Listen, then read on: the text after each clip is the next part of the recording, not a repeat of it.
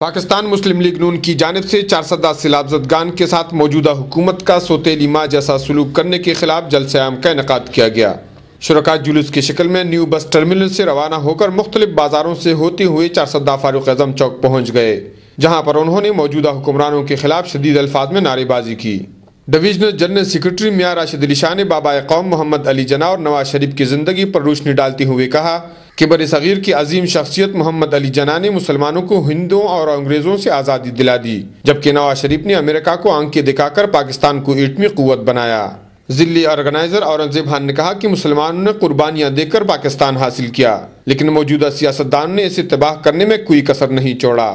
جلسہ عام سے تحصیل چارسدہ کی جنرل سیکرٹری عمر حیات دورانی، چیئرمین ریلیف رمضان خان اور دیگر نے خطاب کرتے ہوئے کہا کہ ضلع بھر میں 10% متاثرین کو وطن کارڈ ملا، جبکہ حکمران پارٹی پولیس کے ذریعے شریف شہریوں کو بے جا تنگ کر رہی ہے۔ آخر میں پاکستان مسلم لیگ نون کے عہدیدار اور کارکنان نے قائد اعظم محمد علی جناح اور میاں نواز شریف کی یوم ولادت کے حوالے سے کیک کاٹا۔ کفایت اللہ، اے نیوز، چارسدہ۔